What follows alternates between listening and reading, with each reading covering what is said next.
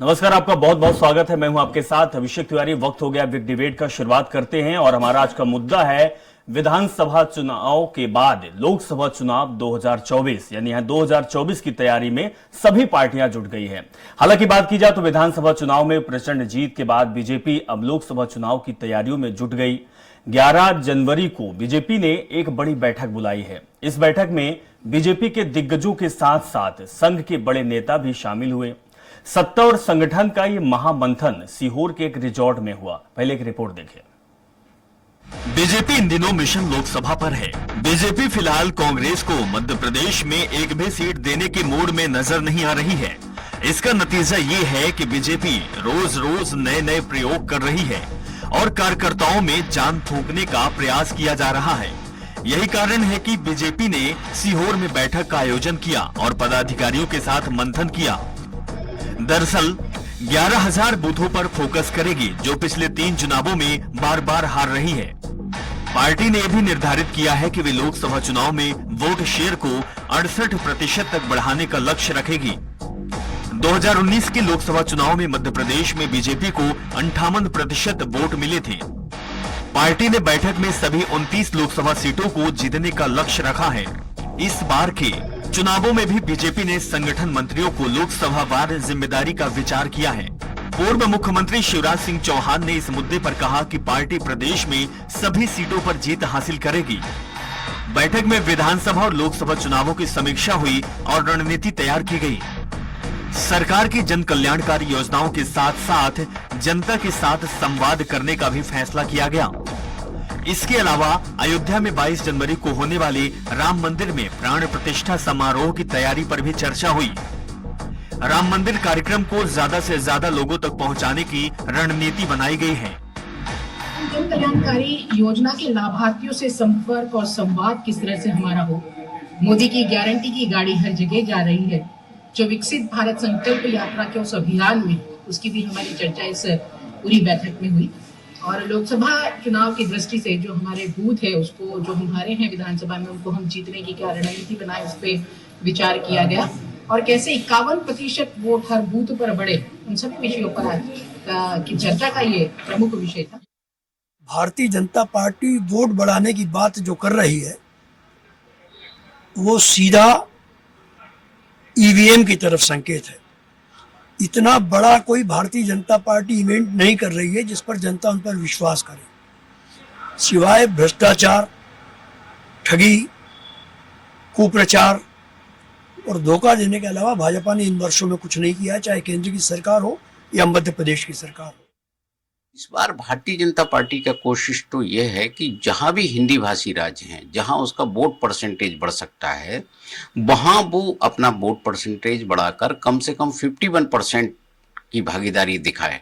तो वो देश में वो कह सकती है कि वो बहुसंख्यक जो है अधिकतर जो ज्यादातर मतदाता हैं उनकी वो पार्टी है, और ये उसी की कमाई है। बहरहाल इस बैठक में मिशन लोकसभा को लेकर रोडमैप तैयार किया गया है। तो वहीं 2023 में विधानसभा चुनाव में जिन सीटों पर नुकसान हुआ है, उन सीटों पर हार के कारणों पर चर्चा की गई है।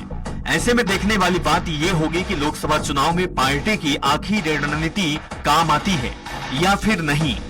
कुमार संदीप, भोपाल, स्वराज एक्सप्रेस। तो तैयारी 2024 की, जी हां, इसी विषय पर बात करेंगे। बात करने के लिए हमारे साथ एक खास पैनल भी मौजूद है। सबका स्वागत करते हैं। सबसे पहले हम बीजेपी प्रवक्ता अजय धावले, आप जी का स्वागत है। कांग्रेस प्रवक्ता राम पांडे जी जुड़ गए हैं। राम पांडे जी, आपका भी स्वागत है। और वरिष्ठ पत्रकार अवधेश भार्गव जी हमारे साथ जुड़े हुए हैं। सर, आपका भी बहुत बहुत स्वागत है। तो दोनों पार्टियां लगभग अगर देखा जाए तो 2024 यानी लोकसभा चुनाव की तैयारी में जुट गई है। अलग अलग मुद्दे हैं, अलग अलग वादे हैं, घोषणाएं हैं और काम भी है। काम जो 2019 से लेकर 2024 तक किया गया है, चाहे वो राज्य के काम हो या केंद्र के काम हो। लेकिन इन सब चीजों में कितना कौन अव्वल ठहरता है और 2024 की जो नैया है, कौन कितने अच्छे तरीके से पार लगा सकता है, इसी विषय पर बात करेंगे। सबसे पहले राम पांडे जी, आपके पास आऊंगा। राम पांडे जी, अगर बात की जाए तो भारतीय जनता पार्टी ये खुद कहती है और दिखता भी है कि वो लगातार चुनावी मूड में होती है। विधानसभा चुनाव हुए, प्रचंड जीत हासिल की इन तीनों राज्यों में। उसके बाद केंद्र के मुद्दे हैं, राम मंदिर एक बड़ा मुद्दा है, और इसके साथ ही पार्टी की आधार यानी कि जनता और कार्यकर्ता, उनको जोड़ने में भारतीय जनता पार्टी लगी हुई है। हम ये जानना चाहते हैं कि दिल्ली में आपकी भी बैठक चल रही है, आप न्याय यात्रा निकाल रहे हैं, क्या तैयारी है 2024 की और किन चीजों को लेकर आप जनता के पास जा रहे हैं? देखिए, मुद्दे तो वही पुराने हैं, चाहे वो भारतीय जनता पार्टी के पास हो या कांग्रेस के पास हो या देश की जनता के पास हो। मुद्दे सब जानते हैं कौन से हैं: महंगाई, बेरोजगारी, भ्रष्टाचार, झूठ, कपट, प्रपंच, षड्यंत्र। अब बात यह है कि कौन उन मुद्दों को जनता के तो राम पास पांडे जी, पहुंचा पाता है। झूठ, परपंच और षड्यंत्र में आप भी शामिल हैं? नहीं, बीजेपी शामिल है जी जी। मैं पूरी बात कंप्लीट कर लूं? जी बिल्कुल बिल्कुल। हाँ, तो मुद्दे तो वही पुराने हैं जो अभी पिछले 2-4 चुनाव में हुए हैं। 2014 से ही हम कह सकते हैं। 15 लाख अभी भी किसी के अकाउंट में नहीं आए हैं, लेकिन प्रधानमंत्री का वो भाषण चलाने की हिम्मत आज किसी में नहीं है। और हम यही कहते हैं कि तानाशाही चल रही है। 2 करोड़ रोजगार युवाओं को प्रति वर्ष मिलेंगे, लेकिन प्रधानमंत्री की इस बात को चलाने की हिम्मत आज किसी में नहीं है। इसलिए हम कहते हैं कि तानाशाही चल रही है। तो भारतीय जनता पार्टी इस काम में एक्सपर्ट है कि वो अपने झूठ को सच बनाकर जनता के सामने पेश कर देती है। और कांग्रेस की ये कमजोरी है कि कांग्रेस अपने सच को जनता के सामने नहीं पहुंचा पा रही है। क्यों राम पांडे जी, कांग्रेस की क्यों? अगर आप सच हैं, लोगों के हित की सोचते हैं, तो आप जनता तक क्यों नहीं पहुंचा पाते हैं? कहां कमी आती है? हम आपसे यही जानना चाहते हैं। आरोप प्रत्यारोप तो ठीक है, चलते रहते हैं, हर डिबेट, हर प्रोग्राम, हर जगह आप करते हैं। निष्कर्ष निकालिए कि क्या 2024 में आपके पास होगा? जनता कैसे आप पे भरोसा करेगी? जी, मैं उम्मीद करता हूं कि आप मुझे टोकेंगे नहीं। बिल्कुल बिल्कुल क्योंकि मैं पांडे, अब जो बात बोलने जा रहा हूं उसमें शायद आप मुझे बगैर टोके नहीं रह पाएंगे और आपको बुरा भी लगेगा। नहीं, ऐसे कोई बात नहीं सबसे पांडे बड़ी- जी, आप अपनी बात रखें, क्योंकि हम जानना चाहते हैं कि 2024 के लिए आपकी पार्टी, क्योंकि आपने भारत जोड़ो यात्रा निकाल चुकी है, अब भारत जोड़ो न्याय यात्रा निकाल रही है, जनता जानना चाहती है, पूछना चाहती है, हम भी जानना चाहते हैं कि राहुल गांधी क्या करिश्मा करेंगे, क्या कुछ नया देंगे? क्योंकि आपने बोला है कि राजनीति में जो पुराने मुद्दे थे वही चलेगा, कांग्रेस पार्टी के पास भी वही है, बीजेपी के पास भी वही है, लेकिन जनता कुछ नया चाहती है साहब। जी, जनता नया चाहती है, वही तो हम जनता तक नहीं पहुंचा पा रहे हैं। और आप मेरी बात काट देंगे क्योंकि मैं इस बात को जब भी नहीं बोलता नहीं हूं, पांडे मुझे जी, बिल्कुल आप अपनी बात कंप्लीट नहीं रखिए, करती। आप बिल्कुल बात रख सकते हैं, बिल्कुल नहीं कटेगी आपकी बात। तो देखिए, हम जैसे कोई भी कार्यक्रम करते हैं, छोटा आंदोलन हो या बड़ा हो, धरना हो, प्रदर्शन हो, हमारे आंदोलन में 100 से लेकर 1 लाख तक लोग आते हैं। भारत जोड़ो यात्रा चलती है, जब चलती है तो 1000 से लोग लेकर 1 लाख तक लोग चलते हैं। सीधी सी बात है कि जब हम भी कोई भी कार्यक्रम करेंगे तो हम ज्यादा से ज्यादा वो 1 लाख लोगों तक अपनी बात पहुंचा पाते हैं। और देश की जो जनसंख्या है 140 करोड़।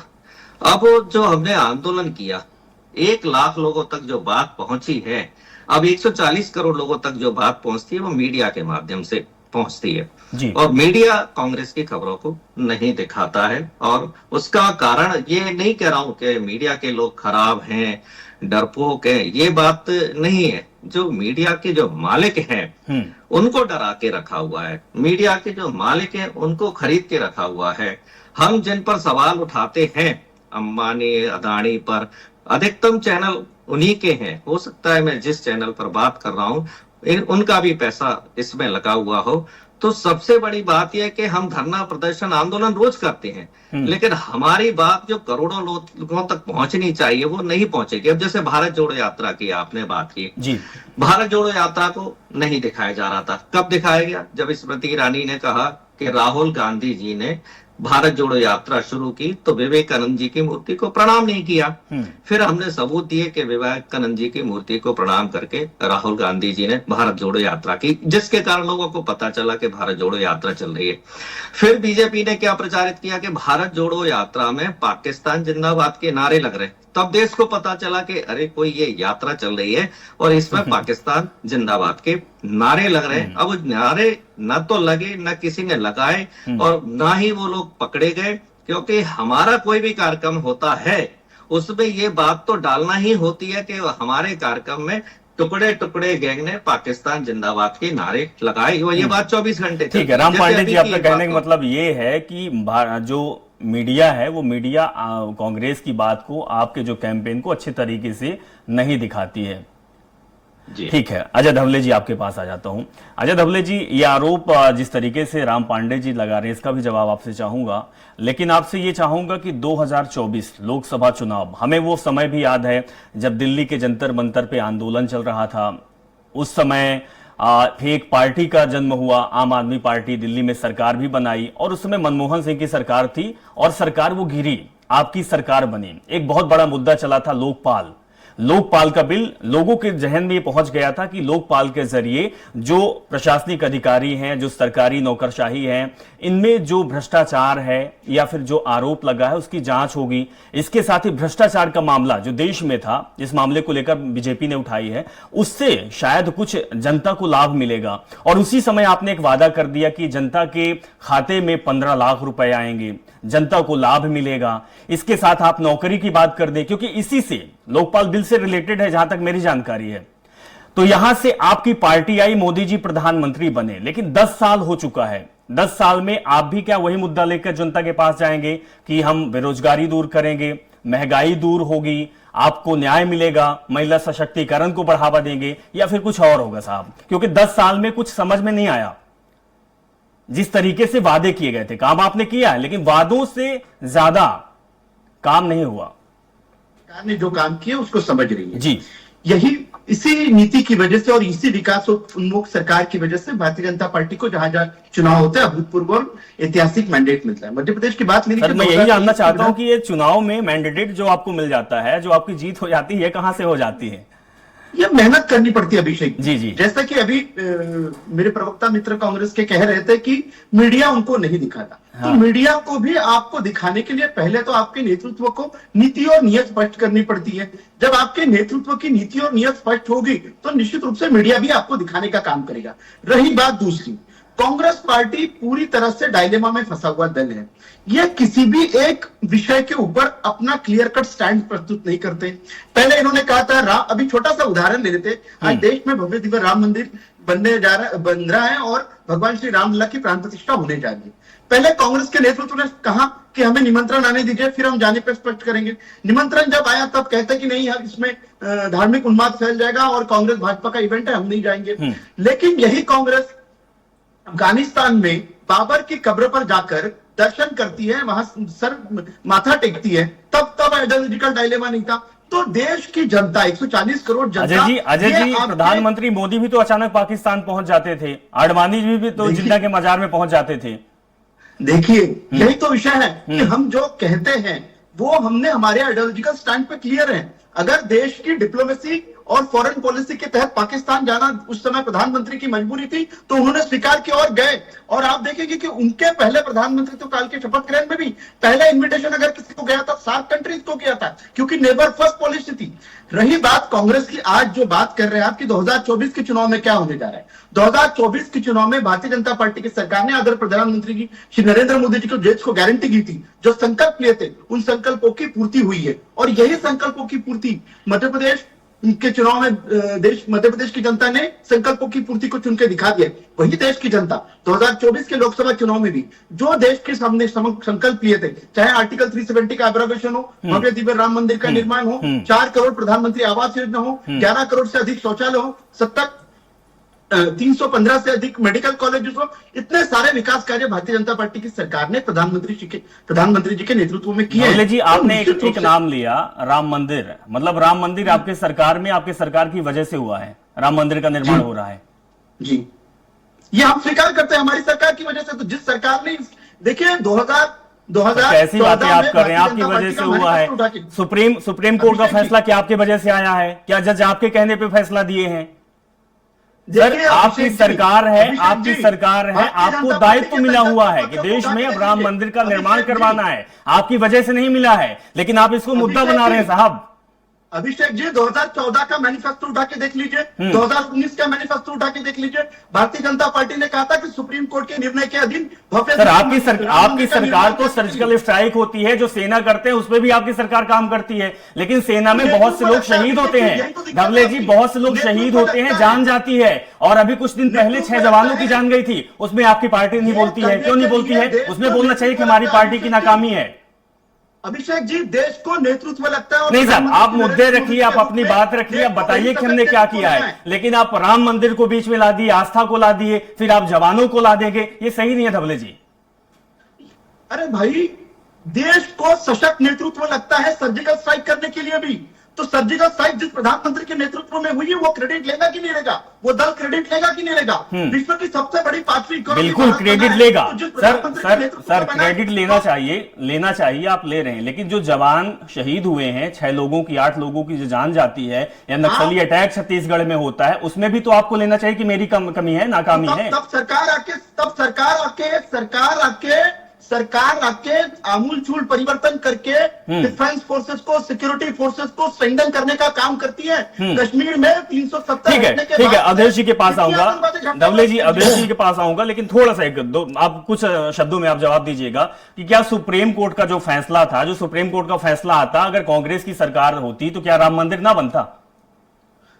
अभिषेक जी, 70 वर्षों तक कोर्ट के चला है राम मंदिर का। 2019 में सुप्रीम कोर्ट में कांग्रेस के राज्यसभा के सांसद कपिल सिब्बल, जो लॉयर थे, वो खड़े होकर कहते कि यह जजमेंट अभी डिले कर दिया जाए, क्योंकि अगर राम मंदिर बन गया तो भारतीय सर माफी चाहता हूं, इसीलिए कांग्रेस पार्टी आपको बोलती है कि अब सुप्रीम कोर्ट के जज भी नहीं बचे, वो भी आपके कहने पे चल रहे हैं, शायद इसीलिए कहते हैं। हालांकि मेरा वक्तव्य नहीं है, कांग्रेस पार्टी कहती है राम पांडे सभी भी बुला सकते हैं आप।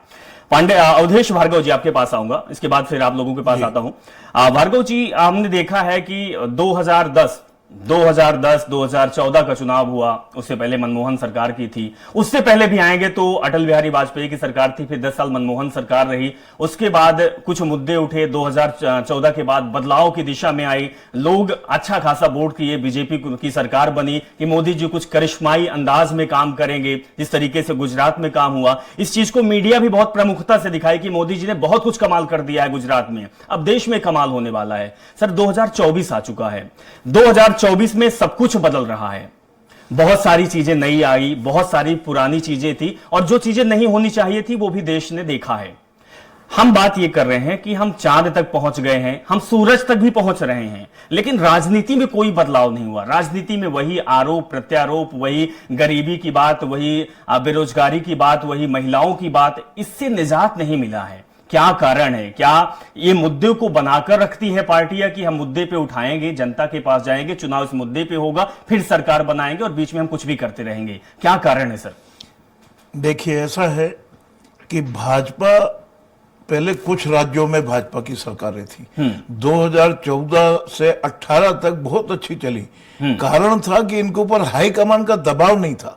2018 के बाद एक उन्नति ये हुई भाजपा में कि इनके सर पर, राज्य सरकारों के सर पर हाईकमान बैठ गया।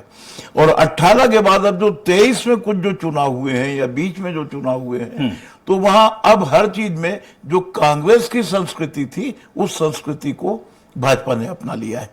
और यही कारण है आज रहा ये कि मोदी जी करिश्माई अंदाज में काम करेंगे, ये सबको पता था, सबको लग रहा था। मोदी जी ने बड़ा करिश्मा भी दिखाया, कई देशों की यात्राएं कर डाली, यानी उन्होंने पहले भौगोलिक स्थिति समझी पूरी दुनिया की, उसके बाद फिर वो हिंदुस्तान में आए। कई बार तो सगुफे में, मजाक में लोग कहा करते थे कि आपसे कोई 15 लाख नहीं मांगेगा, आप हिंदुस्तान लौटाओ, यानी स्थिति ये हो गई थी।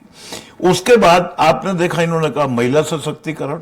अभी ताजा उदाहरण है 2 दिन पहले का, एक चलती बस में एक महिला के साथ ड्राइवर कंडक्टर ने 4 बार बलात्कार किया। यह है हमारा महिला सशक्तिकरण।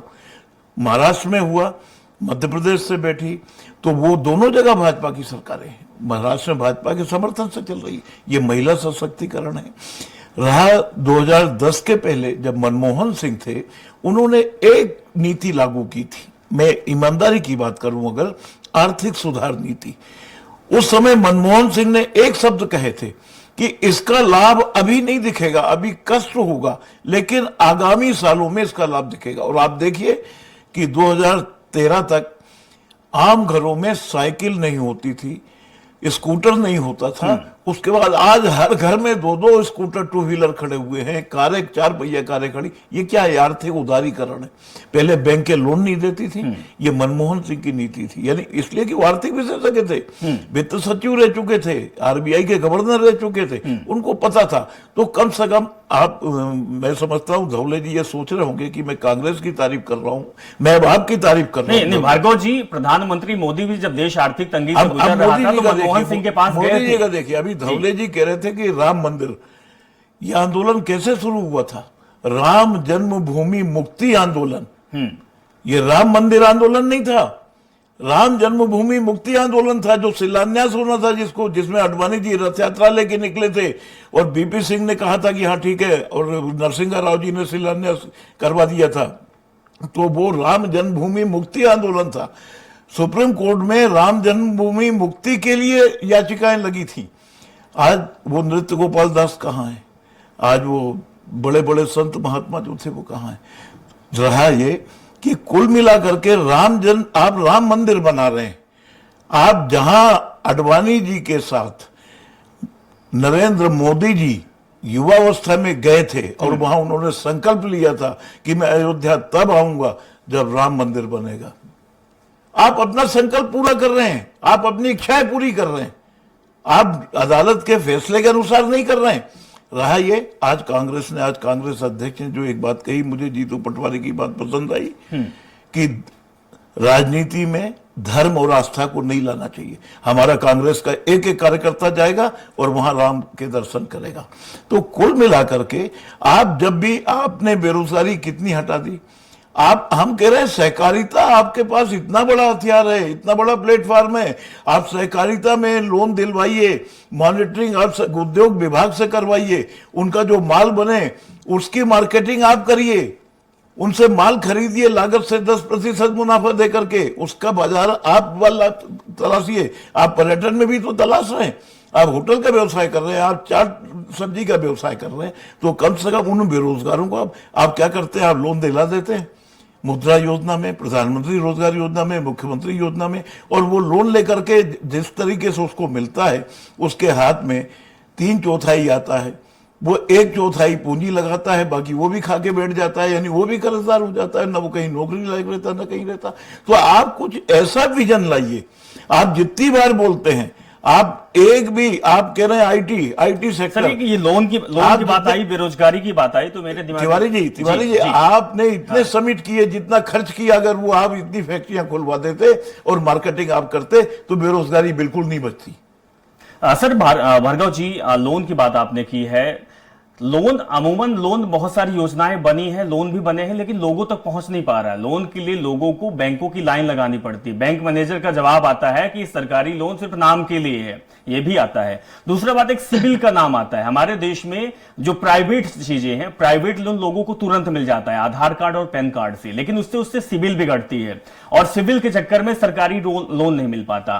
कामयाबी इसको बोल सकते हैं कि बहुत तरक्की देश कर रहा है, प्रधानमंत्री जी लोन दे रहे हैं, मुद्रा लोन, बहुत सारे लोन है, लेकिन कमी क्या है कि लोगों की सिविल बिगड़ रही है। ये कंपनियां कहां से आई जो युवा लोन ले रहे हैं और उनकी सिविल खराब हो जा रही है, उसके बाद वो किसी काम के नहीं रहते हैं, कई साल उनको इंतजार करना पड़ता है, लेकिन वो लोन नहीं ले पाते। राम पांडे जी, आपके पास आऊंगा। राम पांडे जी, राम मंदिर बहुत बड़ा मुद्दा है, भार्गव जी ने इस बात को कही है। अब भारतीय जनता पार्टी जो राम मंदिर कैंपेन ड्राइव, ये कैंपेन चलाएगी और हर लोकसभा तक जाएगी, लोगों को जागरूक करेगी, राम के बारे में बताएगी, और इसके बाद राम के दर्शन भी कराएगी। ये लगभग 22 जनवरी के बाद से चलने लगेगा। जो लोकसभा में जो प्रत्याशी हैं, या जो सांसद हैं, या जो प्रतिनिधि हैं, उनको ये दायित्व मिलेगा। राम जी, एक तरफ ये हो गया, दूसरी तरफ आप भारत जोड़ो नया यात्रा कर रहे हैं। राहुल गांधी जी, हमने भारत जोड़ो यात्रा भी देखी है और दिखाई भी अपने टीवी चैनल पे कि किस तरीके से वो लोगों से मिलते हैं, आम लोगों से मिलते हैं, जनता के सरोकार को उठाते हैं। दोनों चीजें हैं साहब, अब कैसे आप पार पाएंगे? क्योंकि एक तरफ राम मंदिर, दूसरी तरफ आपका न्याय यात्रा। न्याय यात्रा क्या राम मंदिर के सामने सॉलिड हो पाएगी? क्या पार लगा पाएंगे आप? देखिए, जब पार्टी का रजिस्ट्रेशन होता है जी, चाहे कांग्रेस पार्टी हो या बीजेपी हो या अन्य पार्टी हो, संविधान के अंतर्गत जब रजिस्ट्रेशन होता है पार्टी में का, तो उसमें लिखना पड़ता है कि हम धर्म के नाम पर राजनीति नहीं करेंगे और ना ही धर्म के नाम पर वोट मांगेंगे। यदि हम धर्म के नाम पर राजनीति करेंगे और धर्म के नाम पर वोट मांगेंगे तो हमारी पार्टी का रजिस्ट्रेशन निरस्त कर दिया जाए। तो यदि हम संविधान की बात करें और नियम और कानून की बात करें तो भारतीय जनता पार्टी का तो रजिस्ट्रेशन ही निरस्त हो जाना चाहिए। अब ठीक है, वो तो अब उनकी दादागिरी चल रही है तो चल रही है। जैसे अभी कहा था दुष्कर्म और बलात्कार की बात आई थी, देश में दुष्कर्म बलात्कार पहले से भी हो रहे हैं, लेकिन कोई पार्टी बलात्कारियों को बचाने का काम नहीं करती थी। मतलब दुष्कर्म को, बलात्कार को इतना गंदा मानते थे कि यदि किसी पार्टी का वो कार्यकर्ता है तो उस पार्टी के लोग उस कार्यकर्ता से नफरत करने लगते थे। लेकिन भारतीय जनता पार्टी में क्या हो रहा है कि जो दुष्कर्म कर रहा है, जो माँ बेटियों के साथ बलात्कार करता है, भारतीय जनता पार्टी उसका महिमा मंडन करती है, उसको फूल माला चढ़ाती है। साक्षी मलिक, विनेश फोगाट, जिन्होंने दुनिया में भारत का नाम ऊंचा किया, जब वो मेडल जीत कर आती है तो प्रधानमंत्री भी उनका सम्मान करते हैं। लेकिन जब उन अपनी आप बीती बताती हैं और दूसरी महिला रेसलर के साथ जो दुष्कर्म की बात बताती हैं, ब्रजभूषण सिंह के बारे में बात बताती हैं, तो भारतीय जनता पार्टी ब्रजभूषण के समर्थन में खड़ी हो जाती है। दिल्ली पुलिस एफआईआर दर्ज नहीं करती है, हरियाणा पुलिस एफआईआर दर्ज नहीं करती है। हमारी माँ बेटियों को सुप्रीम कोर्ट जाना पड़ता है, तब कहीं जाकर एफआईआर होती है। ठीक है, राम पांडे जी धवले जी के पास आएंगे क्योंकि वक्त हमारे पास कम है। धवले जी कुछ कहना चाहते हैं? बात कंप्लीट करने दीजिए, 2 मिनट में कंप्लीट हो जाएगी। तो बलात्कार एक बहुत ही घिनौना कृत्य है और कोई उसका समर्थन नहीं करता है, लेकिन भारतीय जनता पार्टी बलात्कारी, यदि भारतीय जनता पार्टी का कार्यकर्ता है तो बचाती है। एक नहीं, ब्रजभूषण सिंह हो गया, दूसरा गुजरात सरकार ने बलात्कारियों को छोड़ा तो सुप्रीम कोर्ट ने डांट पलाई कि आप कैसे लोग हैं, बलात्कारियों को छोड़ रहे हैं। तीसरी घटना, जहां से प्रधानमंत्री सांसद हैं बनारस से, वहां भारतीय जनता पार्टी के कार्यकर्ता आईआईटी, मतलब सोचिए कितनी बड़ी पढ़ाई कर रही है वो लड़की, उसके साथ बलात्कार करते हैं और वो दोनों बलात्कारी मध्य प्रदेश में आते हैं, 2 महीने चुनाव प्रचार करते हैं। भारतीय जनता पार्टी उनको बचाने का प्रयास करती है। कोई भी पार्टी ये नहीं कहती है कि आप बलात्कारी बन जाओ, लेकिन बलात्कारियों को बचाने का काम कोई नहीं करता है, केवल भारतीय जनता पार्टी करती है। फिर आ जाती है, अब ये चुनाव की बात है। चलिए ठीक है, राम पांडे जी माफी चाहता हूं क्योंकि हमारे पास समय कम है और लंबी बात हमारी हो सकती थी, समय की वजह से हमें विराम लेना पड़ेगा। फिलहाल बहुत बहुत शुक्रिया आपके, आप लोग हमारे साथ जुड़े। माफी चाहता हूं धवले जी आपसे भी कि आप कुछ कहना चाहते थे, लेकिन समय बहुत इंपॉर्टेंट होता है और समय की कीमत आप भी समझते हैं, इस वजह से आप तक नहीं पहुंच पा रहे हैं। लेकिन बहुत बहुत शुक्रिया, आप लोग हमारे साथ जुड़े। तो 2024 जो लोकसभा चुनाव होना है वो आप समझ चुके हैं कि किसके इर्द गिर्द घूमना है। एक तरफ कांग्रेस पार्टी भारत जोड़ो न्याय यात्रा चला रही है, तो दूसरी तरफ बीजेपी राम मंदिर के मुद्दे को लेकर बढ़ रही है और 22 तारीख से एक अभियान चलेगा, हर लोकसभा तक जाएंगे। लेकिन सवाल कहीं ना कहीं यह है कि आम जनता जो चाहती है, क्या आम जनता को मिल पाता है? हमारे देश में बहुत से गरीब तबका है, महिलाएं हैं, शिक्षित लोग भी हैं और अशिक्षित लोग भी हैं, लेकिन हर किसी को चाहिए कि देश तरक्की करे, हमारा विकास हो, हमारे लिए काम हो और हमारे जो बातें हैं, जो हमारे मुद्दे हैं, जो हमारा काम है वो सरकार करे। लेकिन अक्सर ऐसा होता नहीं है, काम में कुछ और होता है, वादे दावे कुछ और होते हैं, कहानियां कुछ और रची जाती हैं, दिखाया कुछ और जाता है। तो अब सबसे बड़ा सवाल यही है कि 2024 में भारतीय जनता पार्टी और कांग्रेस पार्टी किन मुद्दों को लेकर लोगों के पास जाएगी। और जिस तरीके से लोगों के साथ छलाव होता रहा हो, चाहे वो कांग्रेस पार्टी की सरकार हो या फिर बीजेपी की सरकार हो, क्या आगे भी वही होता रहेगा? या फिर अगर जनता इस चीज को जानती है तो क्या जनता 2024 के चुनाव में, लोकसभा चुनाव में वोट देते समय क्या इसको याद रखेगी या फिर नहीं रखेगी? फिलहाल इस कार्यक्रम में इतना ही, इजाजत दीजिए, नमस्कार।